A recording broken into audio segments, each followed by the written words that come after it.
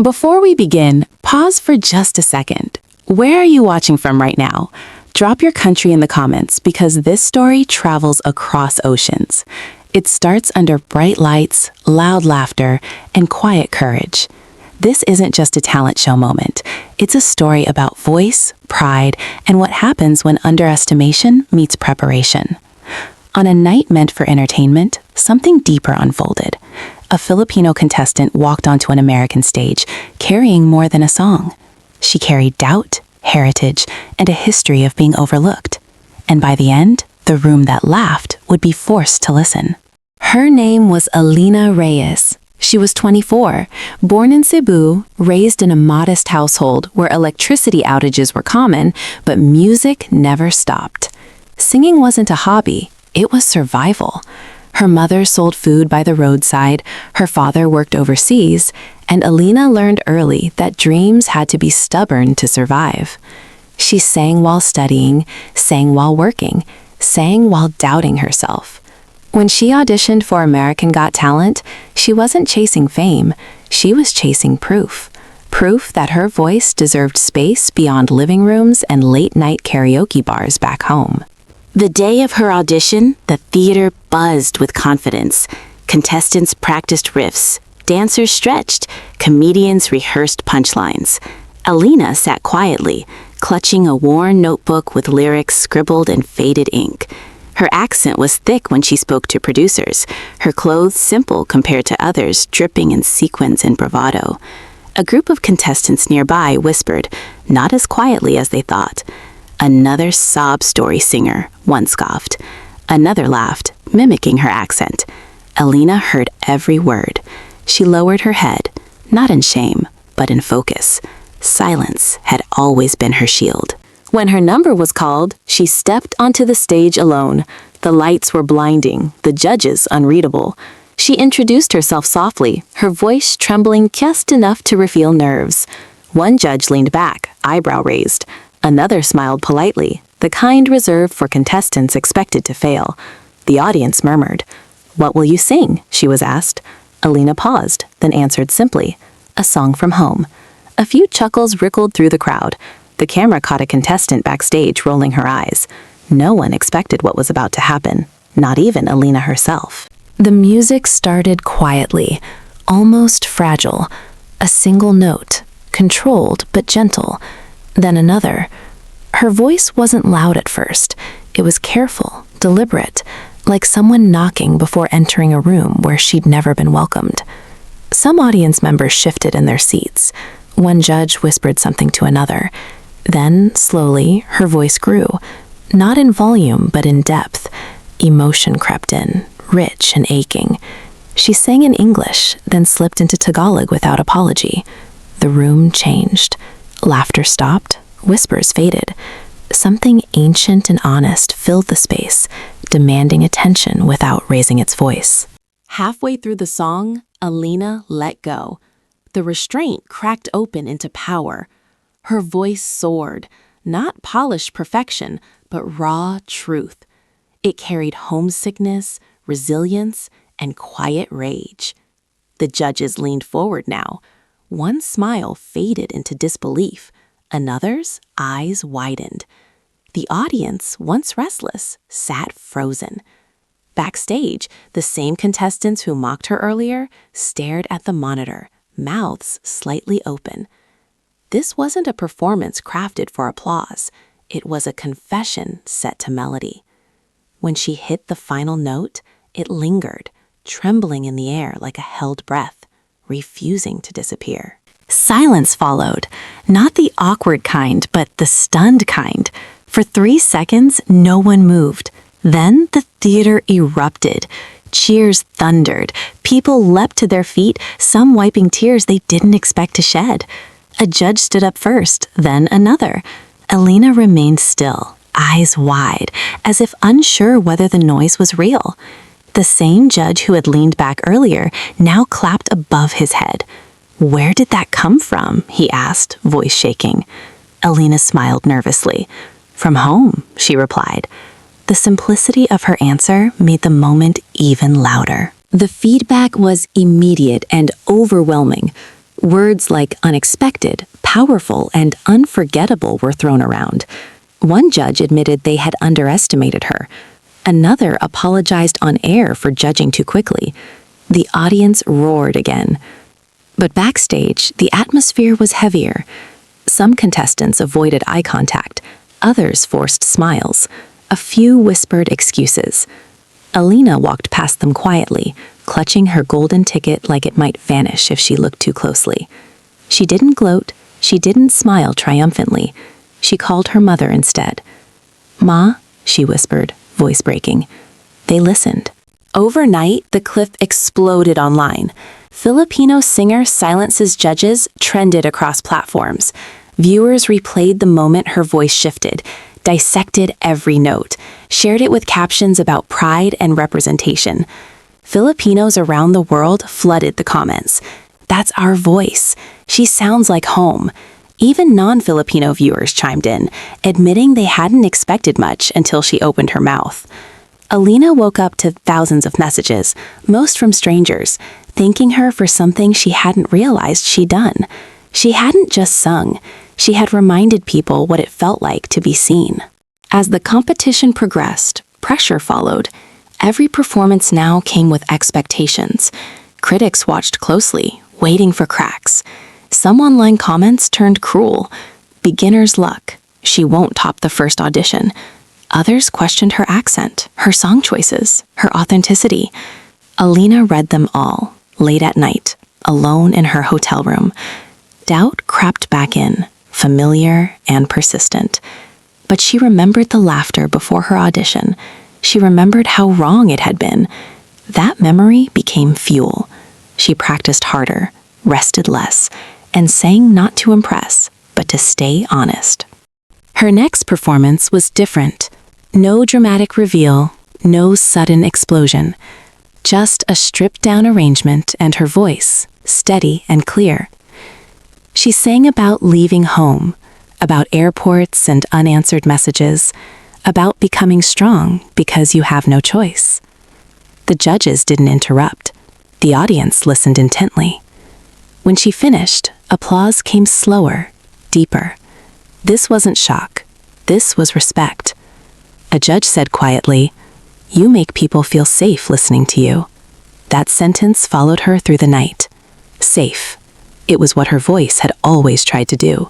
Hold space, not steal it. Behind the scenes, dynamics shifted. Contestants who once mocked her now asked for advice. Some apologized awkwardly. Alina accepted politely, but she never forgot how quickly confidence turns into cruelty when difference enters the room. She stayed close to the few who had been kind from the beginning. Late nights were spent sharing stories, food from home, laughter that didn't feel competitive. The show became less about winning and more about surviving the spotlight without losing herself. She kept a small Filipino flag folded in her bag, touching it before every performance, like a quiet prayer. Week after week, Alina advanced. Each performance revealed a different layer. Strength without shouting, emotion without excess. The judges stopped commenting on surprise and started talking about artistry. Online, the narrative shifted. She wasn't the Filipino contestant anymore. She was a contender. Still, the pressure was immense. One misstep could undo everything. On semifinals night, she almost backed out. Her voice felt tired, her heart heavier. She stood backstage, eyes closed, breathing slowly. Then she heard laughter again, not mocking this time, encouraging. She walked out, grounded by memory and resolve. The semi-final performance was risky. An original song, partly in Tagalog, partly in English. Producers had warned her it might not connect. Alina insisted. "It's who I am," she said. The song unfolded gently, telling a story of a girl crossing borders with nothing but hope. The audience leaned in. When she switched languages, subtitles appeared, but emotion needed no translation. By the final chorus, people were crying openly. Judges stood again, not in disbelief now, but in admiration. One said, "You didn't just sing, you invited us into your world." And people had followed. The results night was agony. Hands clasped, breath held, lights dimmed. When her name was called for the finals, Alina covered her mouth, tears spilling freely. She bowed slightly, instinctively, a gesture learned from home. Online, celebration erupted. Filipino flags flooded timelines. Parents showed their children clips of her performances. "Listen," they said. "This is what courage sounds like." Alina felt the weight of it all, the pride, the expectation. She reminded herself why she started. Not to represent everyone, just to be honest. The finals loomed, and with it, her greatest test. Finals week arrived with relentless rehearsals and endless interviews. Reporters asked about her journey, the mockery, the redemption. Alina answered calmly, refusing to villainize anyone. "People fear what they don't understand," she said. "I used to fear my own voice." That honesty resonated. But privately, nerves returned. Winning wasn't guaranteed. She chose her final song carefully, something universal yet personal. A song about being underestimated and choosing kindness anyway. On the night of the finals, she stood backstage, heart pounding, whispering the same words her mother always said before performances. "Sing like you're home." The stage felt different that night. Bigger, quieter. When the music started, Alina closed her eyes. She sang not to compete, but to release. Every note carried gratitude, pain, resilience. The audience listened as one body. No phones, no whispers, just presence. Her voice didn't strain, it didn't beg, it trusted itself. When she finished, she exhaled deeply, bowing her head. The applause rose slowly, then crashed like a wave. Judges wiped their eyes. One said simply, "You outgrew the stage tonight." Alina smiled, tears blurring the lights. Whatever happened next felt secondary. The results were announced amid tension thick enough to touch. When the winner was named, it wasn't her. For a split second, disappointment flashed across her face. Then something remarkable happened. The crowd began chanting her name anyway. Louder, louder. Judges stood, applauding her as if she had won. Social media erupted again, not in outrage, but in admiration. She didn't need the title. She already won. Alina hugged the actual winner sincerely, whispering congratulations. She walked off the stage without a trophy, but with something heavier and brighter. Validation without condition. In the days that followed, offers poured in. Record labels, interviews, collaborations. But what moved Alina most were the messages. Young Filipinos saying they sang louder because of her. Immigrants saying they stopped hiding their accents. Parents thanking her for giving their children someone to look up to. She returned home briefly, greeted by neighbors who watched her on small screens, cheering like she'd won the world. She sang at a local gathering, no stage, no lights, just voices joining hers. It felt fuller than any auditorium. Fame had given her reach. Home gave her meaning. Looking back, Alina often thought about the laughter, how close it came to silencing her, how easy it would have been to shrink. She understood now that mockery isn't always cruelty. Sometimes it's ignorance dressed as confidence. Her response hadn't been anger, it had been excellence. Not to prove others wrong, but to prove herself right. She continued to sing, releasing music that blended cultures, languages, emotions. Critics praised her authenticity. Fans followed her honesty. She never chased perfection. She chased truth. And in doing so, she changed how people listened, not just to her, but to each other. Years later, clips of her first auditions still circulate online. People pause the moment before she sings, when doubt hangs thick in the air. They watch the transformation again and again, not because it's dramatic, but because it's familiar. Everyone knows what it feels like to be underestimated. Alina became a reminder that the loudest voices aren't always the strongest. Sometimes the quietest ones carry the most weight. She speaks at schools now, telling students not to erase themselves to fit rooms that don't deserve them yet. Let your work introduce you, she says. It speaks fluent truth. Her story isn't about a talent show. It's about permission. permission to sound like where you're from, to take up space without apology, to respond to mockery with mastery. Alina never sought revenge, she sought resonance, and in finding it, she outshined not just the laughter, but the narrow expectations that created it. The stage was temporary, the impact wasn't. Somewhere another young singer watches her clip late at night, wondering if their voice is enough. Alina's answer echoes softly through screens and time. Yes, it always was. It just needed courage to step forward. Even now, Alina keeps that old notebook. The pages are frayed, the ink smudged. It reminds her where she started and why she continues. Success didn't erase her fear. It taught her to walk with it. She knows there will always be rooms where she's underestimated, comments that sting, laughter that wounds. But she also knows something else now. Voices grow stronger when they're used. She uses hers carefully, generously, not to dominate, but to connect. And in a world obsessed with volume, her steady tone remains her rebellion, her signature, her quiet victory. If you ask her what mattered most, she won't mention views or applause. She'll talk about the moment the room went silent, when people chose to listen instead of judge. That pause, she says, is where change begins, not with shouting, but with attention. Alina continues to perform, to write, to mentor. Each stage feels different, but the purpose stays the same: to make space for stories like hers. Stories that don't fit neatly, that arrive with accents and histories and courage. Stories that remind us that talent isn't louder than doubt, it's just more patient. So when people say she was mocked until she outshined them all, Alina gently corrects them. I didn't outshine anyone, she says. I just refused to dim myself. That distinction matters because the goal was never to be brighter than others, but to be fully visible.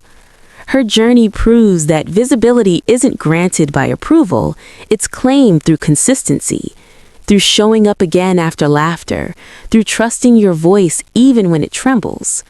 The stage gave her a moment, courage gave her a lifetime, and the world, once skeptical, learned to listen differently because she sang. Today, Alina's performances still end the same way. No dramatic bow, no exaggerated flourish, just a hand over her heart, a small nod, and gratitude in her eyes. She knows applause fades. What remains is connection. Somewhere in the audience, someone always feels less alone. That's enough. The mockery that once cut now feels distant, almost unreal. Not because it didn't hurt, but because it didn't win. Her voice carried her forward, steady and sure. And every time someone tells her they found courage through her music, she smiles softly, knowing the stage was only the beginning. This story isn't rare because of talent. It's rare because of persistence. Many voices are gifted. Few are protected long enough to grow. Alina protected hers by honoring it, even when others didn't, by singing in her own language, by standing still when laughter tried to push her back. Her journey reminds us that the world doesn't always recognize value immediately. Sometimes it needs to be shown, patiently, relentlessly, with grace. The spotlight didn't change her, it revealed her. And in doing so, it revealed something else too. That empathy, when amplified, can be louder than ridicule. As you think about this story, think about your own voice, the parts of you you've softened to fit in, the moments you stayed quiet because laughter felt too sharp. Alina's journey isn't an instruction manual, it's an invitation to speak anyway, to show up anyway, to trust that authenticity travels further than imitation ever will. Somewhere, someone is waiting to hear you, even if they don't know it yet.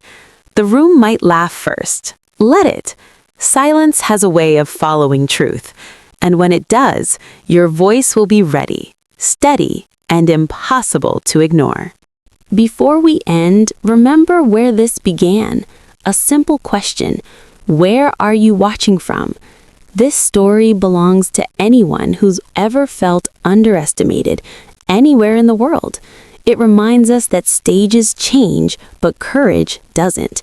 That accents carry stories, not limitations. That mockery can be loud, but preparation is louder. Alina didn't just perform, she shifted perspective. And that's the real win. Not trophies, not titles, but moments that make people rethink what strength sounds like. The world listened that night because someone chose not to shrink, and that choice keeps echoing. If this story moved you, share it. Not because it's dramatic, but because it's true in spirit. Somewhere, someone needs the reminder that their voice matters, that laughter isn't the end, that silence can be rewritten. Alina Reyes walked onto a stage underestimated and walked off unforgettable, not because she defeated others, but because she honored herself. And in doing so, she showed us something powerful. When you stop asking for permission to be heard, the world eventually leans in, and when it does, it won't forget the sound of your truth.